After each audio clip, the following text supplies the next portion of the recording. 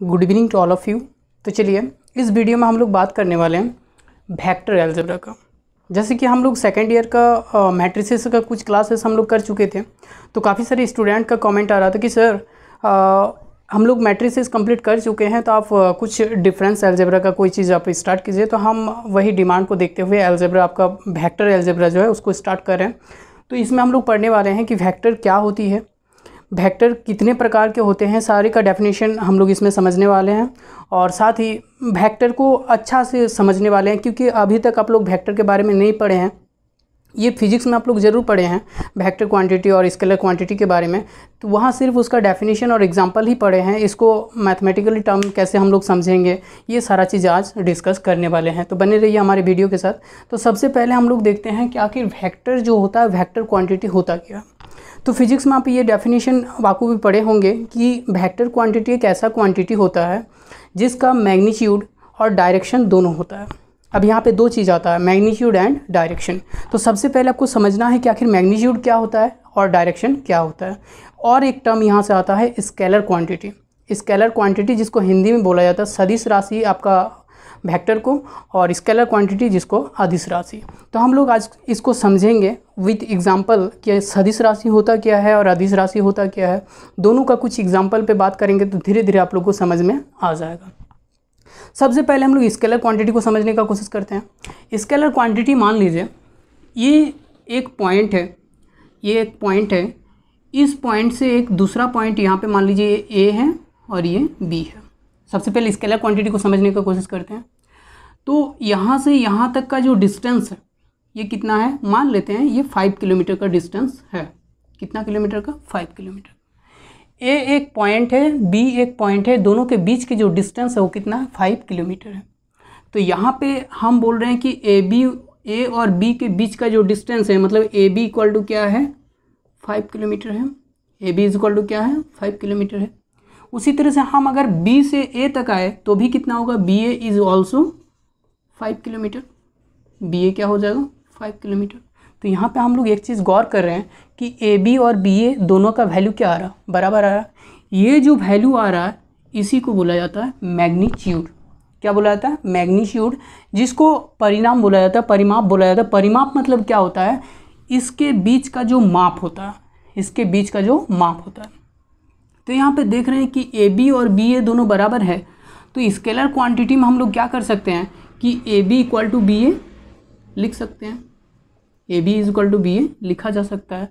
तो यहाँ पे स्केलर क्वांटिटी को हम लोग ऐसे समझ सकते हैं कि स्केलर क्वांटिटी एक ऐसा फिजिकल क्वांटिटी है जिसका सिर्फ और सिर्फ मैग्नीट्यूड होता है, डायरेक्शन नहीं होता है। यहाँ पे कोई डायरेक्शन का जिक्र नहीं है। हम लोग ए बी और बी ए का सिर्फ मैग्नीट्यूड ले रहे हैं, इसीलिए दोनों 5 किलोमीटर के बराबर है, तो दोनों को इक्वल कर सकते हैं।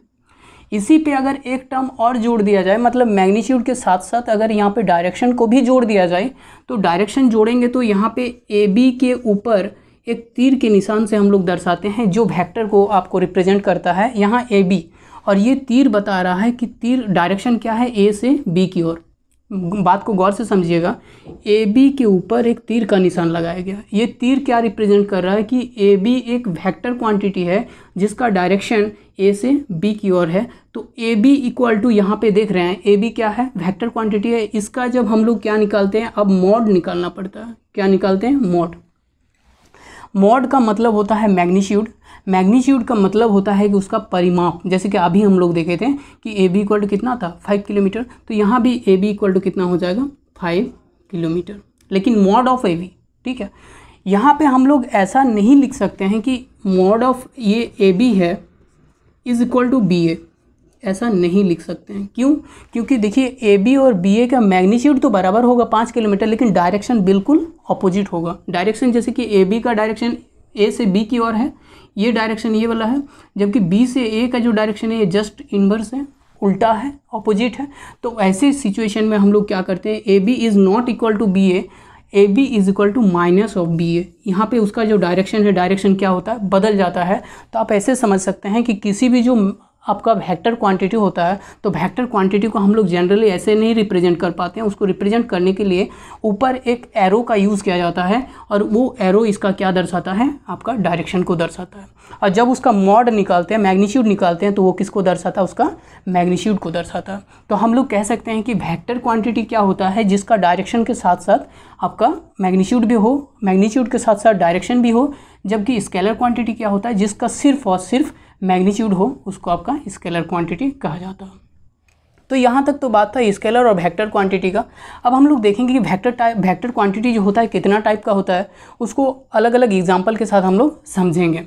जैसे कि यहाँ पे देख रहे हैं कुछ एग्जाम्पल अभी और आप लोग को बताएंगे लास्ट में। जैसे कि एक्सरसाइज में भी आपको कुछ क्वेश्चन ऐसा पूछा जाएगा कि ये क्लासीफाई आपका वेक्टर और स्केलर क्वांटिटी, आपका इसमें से कौन स्केलर क्वांटिटी है, कौन वेक्टर क्वांटिटी है, इसमें से आपको क्लासीफाई करना है, चेंज करना है, आपका डिस्टिंग्विश करना है। तो इसके बारे में भी थोड़ा बहुत एग्जाम्पल अब बताएंगे। जैसे कि यहाँ पे देख रहे हैं यूनिट वेक्टर। यहाँ पे सबसे पहला जो टाइप ऑफ वेक्टर है उसमें क्या है, यूनिट वेक्टर। तो सबसे पहले यूनिट, नाम से ही क्लियर है, यूनिट। यूनिट मतलब क्या होता है, इकाई। यूनिट मतलब क्या होता है, इकाई। और हम लोग अभी देखें कि वेक्टर में दो ही चीज़ होता है, एक आपका मैग्नीट्यूड, दूसरा डायरेक्शन। तो यहाँ पे किसी का डायरेक्शन तो इकाई नहीं हो सकता है, डायरेक्शन इकाई हो सकता है, बिल्कुल नहीं। तो इकाई होगा तो क्या होगा, उसका मैग्नीट्यूड होगा। तो हम लोग कह सकते हैं कि एक ऐसा वेक्टर, मान लीजिए ए बी एक वेक्टर है, ए बी एक वेक्टर है जिसका मैग्नीट्यूड निकालते हैं तो मैग्नीट्यूड इक्वल टू 1 आता है। अब 1 कुछ भी हो सकता है, किलोमीटर, मीटर, कुछ भी आ सकता है। तो अगर 1 आता हो तो यहाँ पे हम कहेंगे कि ए बी जो है वो क्या है, यूनिट वेक्टर है। फिर से बता रहे हैं, यूनिट वेक्टर। तो नाम से ही क्लियर है, यूनिट मतलब इकाई होता है। अब हम लोग जानते हैं किसी का वेक्टर का दो चीज़ होता है, एक डायरेक्शन, दूसरा मैग्नीट्यूड। तो किसी का डायरेक्शन तो आपका यूनिट हो नहीं सकता है, इकाई हो नहीं सकता है। तो हम लोग सिर्फ इसमें क्या देखेंगे, इसका मैग्नीट्यूड। तो मैग्नीट्यूड अगर किसी वेक्टर का इकाई हो, 1 के बराबर हो, तो उसको हम लोग क्या कहेंगे, यूनिट वेक्टर कहेंगे। इसको हमेशा मान लीजिए अगर ए बी आपका एक मैट्रिक्स है, ए बी एक आपका वेक्टर है जिसको ए से रिप्रेजेंट कर रहे हैं। तो यूनिट वेक्टर अगर होगा तो यूनिट वेक्टर का यहाँ पे इसको ए कैप से रिप्रेजेंट किया जाता है। जैसे कि यहाँ पे तीर से आपका ये रिप्रेजेंट कर रहे थे, आपका एरो लगा के उसको ए कैप में बदले जाएगा। कब, जब आपका यूनिट वेक्टर होगा। नेक्स्ट आपका जो बात आता है वो इक्वल वेक्टर का। इक्वल वेक्टर का क्या होता है कि इक्वल, नाम से ही क्लियर है, इक्वल मतलब बराबर होता है। कि अगर कोई वेक्टर का मैग्नीट्यूड और डायरेक्शन दोनों इक्वल है। जैसे कि यहाँ पे एक एग्जांपल हम ऐसे ले सकते हैं कि मान लीजिए ए बी, ये ए बी है और ये पी क्यू है। ध्यान से, इसका डायरेक्शन ये है, इसका भी डायरेक्शन ये है। ए बी और पी क्यू अगर mod of A B is also equal to mod of P Q, then हम कह सकते हैं कि इसका ये मॉड हो गया बराबर। अब हम लोग ये भी देखते हैं कि ए बी का जो डायरेक्शन है पी क्यू के डायरेक्शन के भी बराबर होता है। तो हम लोग कहेंगे कि ए बी और पी क्यू दोनों क्या है, इक्वल वेक्टर होगा। तो यहाँ पे ये इक्वल वेक्टर्स मतलब क्या होता है, दो ऐसा वेक्टर जिसका magnitude as well as direction दोनों इक्वल हो, उसको इक्वल वेक्टर्स कहेंगे। Next, negative of a vector. जैसे कि यहाँ पे हम देखेंगे ए बी एक वेक्टर है जिसका मान लेते हैं कि मैग्नीट्यूड ये ए से रिप्रेजेंट कर रहे हैं, ठीक है। ए बी इक्वल टू क्या है, ए। तो हम लोग लिखेंगे कि A B is equal to, अगर ए है तो हम लोग अभी देखें कि B A is equal to क्या होता है, माइनस ऑफ ए बी। अभी देखें ना, माइनस ऑफ ए बी। क्यों, क्योंकि उसका जो डायरेक्शन होता है जस्ट इनवर्स आपका जस्ट ऑपोजिट होता है। तो इसका जो आपका डायरेक्शन अगर ऑपोजिट होगा तो इसमें साइन आपका माइनस लग जाता है। तो यहाँ पे माइनस ऑफ ए बी, तो ए बी का वैल्यू क्या है, ए। तो इसको हम लोग माइनस ऑफ ए बी। तो हम लोग कह सकते हैं कि negative of a vector A is minus A. उसके पहले क्या आ जाएगा, निगेटिव आ जाएगा, उसका डायरेक्शन बदल जाएगा। मैग्नीट्यूड बिल्कुल सेम रहेगा लेकिन डायरेक्शन बदल जाएगा। उसको हम लोग क्या कहेंगे, नेगेटिव ऑफ ए वेक्टर कहेंगे। नेक्स्ट, जीरो और नल वेक्टर। जीरो और नल वेक्टर, जीरो और नल वेक्टर ऐसा वेक्टर होता है जिसका मैग्नीट्यूड ही जीरो होता है। जैसे कि यहाँ पे ए बी निकालेंगे तो A B equal to zero आएगा, mod of A B equal to zero. इसको गौर से सोचिए, mod of A B equal to zero, इसमें अगर इसका बारे में सोचिए कि mod of A B equal to zero कब होगा, जब ये जो डिस्टेंस है ये डिस्टेंस जीरो होगा। क्योंकि ए बी क्या है, डिस्टेंस है बिटवीन ए एंड बी। ए और बी के बीच के डिस्टेंस को ए बी से रिप्रेजेंट कर रहे हैं। तो यहाँ पे दोनों के बीच की आपका डिस्टेंस अगर जीरो तब होगा जब बी और ए दोनों एक ही पॉइंट पे होगा। बात को फिर से सोचिएगा कि अगर दोनों के बीच का डिस्टेंस तभी जीरो हो सकता है जब दोनों एक ही पॉइंट हो। तो हम लोग यहाँ पे कह सकते हैं कि एक वेक्टर नल वेक्टर या यूनिट वेक्टर या जीरो वेक्टर तब कहलाता है जब उसका दो टर्म यहाँ पे आता है। एक आता है इनिशियल पॉइंट और दूसरा आता है टर्मिनल पॉइंट।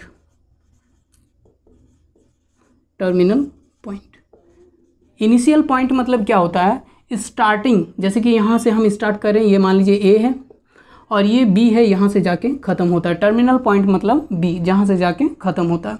तो यहाँ पे अगर देखेंगे कि इनिशियल पॉइंट और टर्मिनल पॉइंट किसी का एक ही बिंदु पर हो, एक ही पॉइंट पे हो, यहाँ पे अगर बी लेंगे तो ए और बी के बीच की डिस्टेंस कितना रह जाएगा, जीरो रह जाएगा। तो उसका मॉड निकालेंगे तो क्या रहेगा, जीरो। तो इसको आप ऐसे डिफाइन कर सकते हैं कि ऐसा वेक्टर जिसका initial point and terminal point एक ही पॉइंट पे हो, कोइंसाइड हो, तो उसको हम लोग क्या कह सकते हैं, आपका जीरो वेक्टर या नॉल वेक्टर के रूप में कह सकते हैं। नेक्स्ट आपका कोइंसियल वेक्टर। देखिए यहाँ पे कोइंसियल वेक्टर होता क्या है, इनिशियल पॉइंट के बारे में आप लोगों को बताएं कि इनिशियल पॉइंट क्या होता है। तो मान लीजिए यहाँ पे ए एक पॉइंट है और इस ए पॉइंट से दो वेक्टर लिया गया है। ये एक ए बी है, दूसरा ए सी है। ध्यान से, ए एक पॉइंट है, इस पॉइंट से दो वेक्टर यहाँ पे बनाया गया है, एक ए बी और दूसरा ए सी। दोनों का डायरेक्शन बिल्कुल अलग है, मैग्नीट्यूड भी कुछ हो सकता है, मैग्नीट्यूड का यहाँ बात नहीं कर रहे हैं। तो यहाँ पे हम लोग देख रहे हैं कि दोनों वेक्टर का जो इनिशियल पॉइंट है वो बिल्कुल सेम है। दोनों वेक्टर का इनिशियल पॉइंट ए है, तो हम लोग ऐसे सारे वेक्टर को क्या कहेंगे, आपका कोइंसियल वेक्टर कहेंगे। कोइंसियल वेक्टर का डेफिनेशन ऐसे दे सकते हैं कि अगर टू और more than two vectors have a same initial point then we say that the given vectors are coinitial. अगर हम लोग देखेंगे कि दो या दो से अधिक वेक्टर जिसका इनिशियल पॉइंट एकदम सेम हो, एक ही पॉइंट हो, तो उसको हम लोग क्या कहेंगे, कोइंसियल वेक्टर कहेंगे। Next collinear vector. कोलिनियर के बारे में आप लोग पहले भी पढ़ चुके हैं।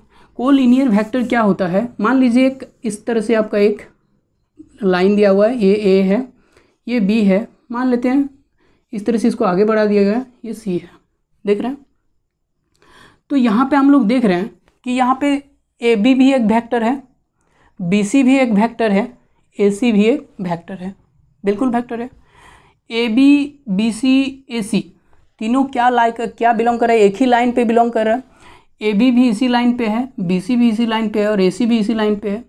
तो यहाँ पे कोलिनियर वेक्टर मतलब होता है कि ऐसा वेक्टर्स जो एक ही लाइन पे हो या फिर उस लाइन के पैरेलल हो, क्या हो, उस लाइन के पैरेलल हो। यहाँ पे डायरेक्शन का हम बात नहीं कर रहे हैं कि डायरेक्शन एक ही आपका होना चाहिए, डायरेक्शन उसका चेंज हो सकता है, लेकिन वो या तो पैरेलल होगा या फिर एक ही लाइन पे लाई करेगा, उसको हम लोग क्या कहेंगे, कोलिनियर वेक्टर्स कहेंगे। तो यहाँ पे हम लोग जैसे कि ए बी है, ए सी है, बी सी है, ये सारा को क्या कहेंगे, आपका कोलिनियर वेक्टर कहेंगे। तो कोलिनियर वेक्टर मतलब समझ रहे होंगे कि ऐसा वेक्टर या ऐसा वेक्टर्स जो क्या होता है, एक ही लाइन पे लाई करता हो या फिर एक लाइन के पैरेलल होता हो। जैसे कि यहाँ पे पी क्यू भी ले लेंगे तो पी क्यू भी इसका क्या हो जाएगा, कोलिनियर वेक्टर्स हो जाएगा।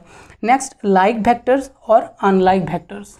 लाइक वेक्टर्स और अनलाइक वेक्टर मतलब देखिए ये सिर्फ कोलिनियर वेक्टर पे ही डिपेंड कर रहा है। कोलिनियर वेक्टर में अगर देखेंगे, अभी बात की कि इसका डायरेक्शन पे हम लोग बात नहीं कर रहे थे, डायरेक्शन पे बात नहीं कर रहे थे, मतलब इसका डायरेक्शन ऑपोजिट में भी हो सकता है, किसी का डायरेक्शन ऐसा भी होगा तो भी उसको लाइक वेक्टर बोलेंगे, कोलिनियर वेक्टर बोलेंगे। ये ए बी बी सी ए सी ये सारा क्या है, कोलिनियर वेक्टर है। लेकिन यहाँ पे अगर मान लीजिए उसका डायरेक्शन भी सेम रहता है, कोलिनियर वेक्टर तो होगा ही, साथ में डायरेक्शन भी सेम रहता है। अगर ए बी और यहाँ पे बी सी ले रहे हैं तो ए बी और बी सी क्या है, डायरेक्शन भी सेम है और ये एक लाइन पे भी लाई कर रहा है, तो ऐसे सारे वेक्टर को हम लोग कहेंगे लाइक वेक्टर। और यदि डायरेक्शन चेंज हो जाएगा, अलग रहेगा, तो वहाँ पे कहेंगे हम लोग अनलाइक वेक्टर। तो लाइक वेक्टर और अनलाइक वेक्टर मतलब होता है कि कोलिनियर वेक्टर जिसका डायरेक्शन सेम रहे लाइक वेक्टर्स, कोलिनियर वेक्टर जिसका डायरेक्शन सेम ना रहे मतलब ऑपोजिट रहे, तो वहाँ पे हम लोग कहेंगे unlike vector. Next free vectors. हम लोग एक पढ़े थे आपका जाके फ्री वेक्टर्स हो गया, एक हम लोग पढ़े थे आपका कोइंसियल वेक्टर्स।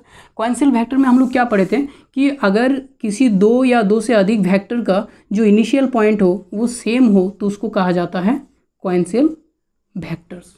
जैसे कि यहाँ पे ए बी और ए सी दोनों क्या है, कोइंसियल वेक्टर है, क्योंकि दोनों का ये सेम इनिशियल पॉइंट है। फ्री वेक्टर क्या कहता है कि मान लीजिए एक वेक्टर इस तरह से दे रखा है, ये सी जबकि उसका जो ये इनिशियल पॉइंट है वो फिक्स्ड ना हो। फिक्स्ड ना हो मतलब कि ये वेरी करता हो, कहीं भी हो, ये स्पेसिफाई नहीं किया गया हो, तो वैसे वेक्टर को हम लोग कहेंगे कि ये आपका फ्री वेक्टर है। तो फ्री वेक्टर में क्या होता है, उसका इनिशियल पॉइंट जो होता है वो फिक्स्ड नहीं होता, स्पेसिफाई नहीं रहता, वो बदलता रहता है। तो वैसे सारे वेक्टर को हम लोग कहेंगे आपका free vector. Next localised vector. यहाँ पे फ्री वेक्टर का जस्ट ऑपोजिट, यहाँ पे अगर मान लीजिए कि यहाँ पे ये फिक्स्ड कर दिया जाए, जैसे ए है, तो इसको हम लोग कहेंगे लोकलाइज्ड वेक्टर। मतलब फ्री वेक्टर का जस्ट मैंने ऑपोजिट ले सकते हैं कि अगर किसी का जो आपका क्या है इनिशियल पॉइंट है वो फिक्स्ड हो और ये किसी का पैरेलल भी हो, किसी का पैरेलल भी हो, तो उसका ये लोकलाइज्ड वेक्टर कहलाता है। जैसे कि ये ए पी क्यू है और पी क्यू का ये पैरेलल ये वाला है, तो यहाँ पे हम लोग कहेंगे ए सी क्या है, इसका लोकलाइज्ड वेक्टर है। नेक्स्ट हम लोग देखेंगे कोप्लेनर वेक्टर। तो कोप्लेनर वेक्टर, कोप्लेनर नाम से पता चल रहा है, कोप्लेनर। कोप्लेनर मतलब क्या होता है, जैसे कि यहाँ पे एक प्लेन है, ये प्लेन पे हम इस तरह से बहुत सारा वेक्टर बना सकते हैं, कैसे भी बहुत सारा वेक्टर बना सकते हैं। तो यहाँ पे कोप्लेनर को हम ऐसे डिफाइन कर सकते हैं कि 3 या 3 से अधिक वेक्टर्स, लेकिन यहाँ 3 और मोर देन 3 वेक्टर्स होना चाहिए। 3 और मोर देन 3 वेक्टर्स अगर मान लीजिए किसी एक ही प्लेन पे बिलोंग करता हो, जैसे कि ये प्लेन है, इस प्लेन पे यहाँ पे 3 वेक्टर दे दिए हैं, ये बिलोंग कर रहा, या फिर इसके पैरेलल पे, जैसे कि यहाँ पे एक वेक्टर ले लिए, इसके पैरेलल ऊपर आगे यहाँ पे एक वेक्टर ले लिए, इसके पैरेलल पे कोई वेक्टर बिलोंग करता हो, तो वो सारे वेक्टर क्या कहलाता है, कोप्लेनर वेक्टर कहलाता है। तो कोप्लेनर वेक्टर का डेफिनेशन ऐसे दे सकते हैं कि 3 या 3 से अधिक आपका वेक्टर्स जब किसी एक ही प्लेन पे लाई करता हो या फिर उस प्लेन के आपका पैरेलल किसी दूसरा प्लेन पे लाई करता हो, तो उसको हम लोग कहेंगे कोप्लेनर वेक्टर्स। नेक्स्ट जो होता है पोजीशन वेक्टर। तो पोजीशन वेक्टर को हम ऐसे समझ सकते हैं कि मान लीजिए ए कोई पॉइंट है, ए कोई पॉइंट है और ओरिजिन मतलब जानते हैं ओरिजिन। तो अगर ओ ओरिजिन है, क्या है, ओ ओरिजिन है, तो यहाँ से ए से ओ को अगर मिला दिया जाए, ए से ओ को अगर मिला दिया जाए, तो अगर ओ ए इक्वल टू हम मान लेते हैं कि ए आता है, क्या आता है, ए आता है, तो हम लोग यहाँ पे ए को क्या कहेंगे, आपका पोजीशन वेक्टर ऑफ ए। क्या कहेंगे, पोजीशन वेक्टर ऑफ ए। ए का पोजीशन वेक्टर है ये स्मॉल ए। तो हम लोग पोजीशन वेक्टर को ऐसे समझ सकते हैं कि किसी भी पॉइंट का पोजीशन वेक्टर निकालते हैं तो सबसे पहले उसको क्या करते हैं, हम लोग ओरिजिन से जोड़ते हैं। ओरिजिन से जैसे जोड़ेंगे, जोड़ने के बाद अगर वहाँ दोनों को जोड़ने के बाद जो वेक्टर हमको मिलेगा उसको हम लोग क्या बोलते हैं, पोजीशन वेक्टर बोलते हैं। तो इस सेशन में हम लोग बस टाइप ऑफ वेक्टर्स को समझें। आगे नेक्स्ट जो इसका वीडियो आएगा उसमें हम लोग एडिशन, सब्सट्रैक्शन, इसके बाद स्केलर मल्टीप्लिकेशन, जितने सारे ऑपरेशन हैं वेक्टर का, सारे वेक्टर के ऑपरेशन पे हम लोग बात करने वाले हैं। तो हमारे सेशन के साथ जुड़े रहिए। हम लगातार अब वेक्टर पे एक एक लेक्चर हम लोग अपलोड करते जाएंगे और धीरे धीरे मैट्रिक्स को भी कंप्लीट करेंगे। तो तब तक के लिए बने रहिए हमारे चैनल के साथ। Thank you.